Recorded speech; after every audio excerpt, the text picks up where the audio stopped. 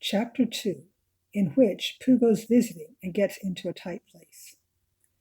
Edward Bear, known to his friends as Winnie the Pooh, or Pooh for short, was walking through the forest one day, humming proudly to himself. He had made up a little tune that very morning, as he was doing his stoutness exercises in front of the glass. Tra-la-la, tra-la-la, as he stretched up as high as he could go, and then tra-la-la, tra-la-la, help! La, as he tried to reach his toes. After breakfast, he had said it over and over to himself until he had learned it off by heart, and now he was humming it right through properly. It went like this. Tra-la-la-la, tra-la-la-la, tra-la-la, tra-la-la, rum-tum, tiddle, rum-tum, tiddle-diddle, tiddle-diddle, tiddle-diddle, tiddle-diddle, tiddle, rum-tum-tum, tiddle-dum. Oh, and there he is doing his stoutness exercises.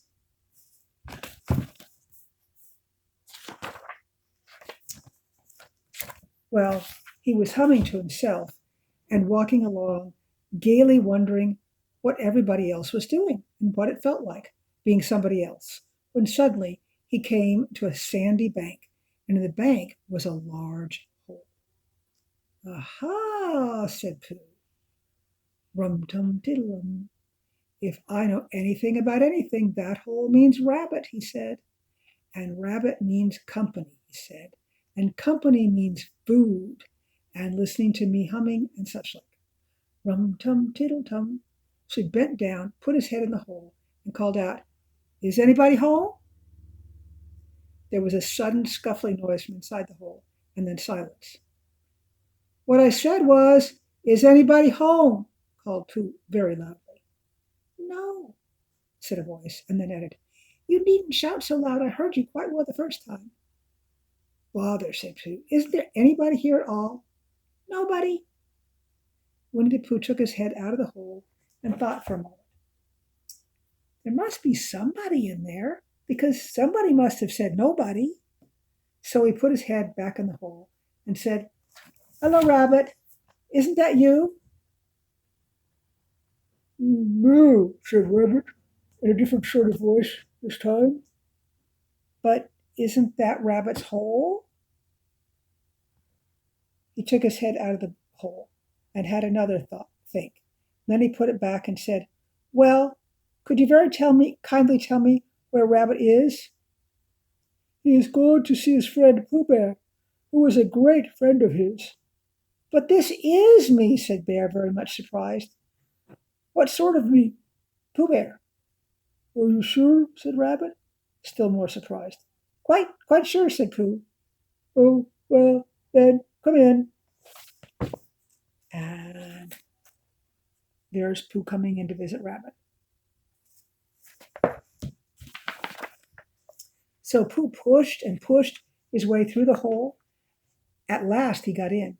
You were quite right, said Rabbit, looking at him all over. It is you. Glad to see you. Who did you think it was?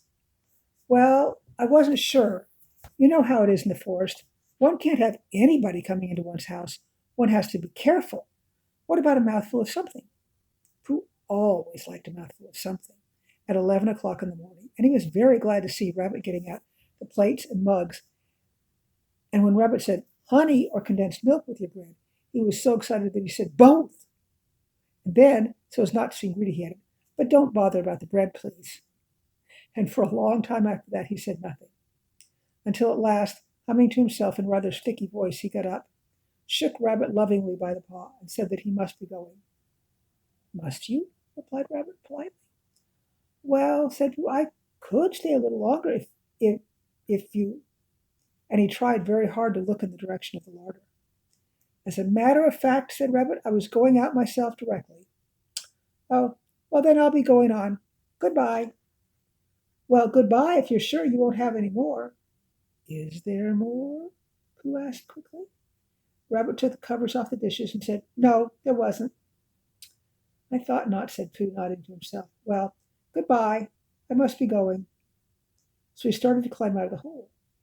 He pulled with his front paws and pushed with his back paws, And in a little while, his nose was out in the open again, and then his ears, and then his front paws, and then his shoulders, and then. "Oh, help!" said Pooh. "I'd better go back." "Oh, bother!" said Pooh. "I shall have to go on." "I can't do either," said Pooh. "Oh, help and help, bother!" Now, by this time, Rabbit wanted to go for a walk too, and finding the front door full, he went out the back door and came around to Pooh and looked at him. "Hello, are you stuck?" he asked. Right there.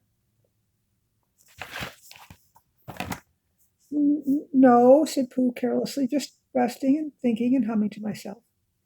"Here, give us your paw." Pooh Bear stretched out a paw, and Rabbit pulled and pulled. "Ow!" cried Pooh. "You're hurting." "The fact is," said Rabbit, "you're stuck." "It all comes," says Pooh crossly, "of not having front doors big enough." "It all comes," said Rabbit sternly, "of eating too much." "I thought at the time," said Rabbit, "only I didn't like to say anything," said Rabbit, "that one of us was eating too much," said Rabbit. "And I knew it wasn't me," he said. Well, I shall go on and fetch Christopher Robin." By the way, the dog keeps popping his head up every time I make any funny noises. Christopher Robin lived at the other end of the forest, and when he came back with Rabbit and saw the front half of Pooh, he said, "Silly old bear," in such a loving voice that everybody felt quite hopeful again. I was just beginning to think," said Pear, sniffling slightly, "that Rabbit might never be able to use his front door again, and I should hate that," he said. "So should I," said Rabbit. "Use his front door again," said Christopher Robin. "Of course he'll use his front door again." "Good," said Rabbit. "If we can't pull you out, Pooh, we might push you back." Rabbit scratched his whiskers thoughtfully, pointed out that when once Pooh was pushed back, he was back, and of course nobody was more glad to see Pooh than he was. Still, there it was. Some lived in trees, and some lived underground. And "You mean I'd never get out?" said Pooh. "I mean," said Rabbit, "that having got so far, it seems a pity to waste it." Christopher Robin nodded. "Then there's only one thing to be done," he said. "We shall have to wait for you to get thin again." "How long does it take to get thin again?" asked Pooh anxiously. "About a week, I should think." "But I can't stay here for a week." "You can stay here all right, silly old bear. It's getting you out which is so difficult." "We'll read to you," said Rabbit cheerfully. "And I hope it won't snow," he added. "And I say, old fellow, you're taking a good deal of room in my house. Do you mind if I use your back legs as a towel horse? Because, I mean, there they are, doing nothing, and it would be very convenient just to hang the towels on them." "A week," said Pooh gloomily. "What about meals?" "I'm afraid no meals," said Christopher Robin, "because of getting thinner, quicker. But we will read to you." Bear began to sigh, and then found he couldn't because he was so tightly stuck, and a tear rolled down his eye as he said, "Then would you read a sustaining book such as would help and comfort a wedged bear in great tightness?" So for a week, Christopher Robin read that sort of book at the north end of Pooh. And Rabbit hung his washing on the south end. And in between, Bear felt himself getting slenderer and slenderer. And at the end of the week, Christopher Robin said, "Now." So he took hold of Pooh's front paws, and Rabbit took hold of Christopher Robin, and all of Rabbit's friends and relations took hold of Rabbit, and they all pulled together. That's a lot of relations. And for a long time, Pooh only said, "Ow!" and "Oh!" And then all of a sudden he said, "Pop!"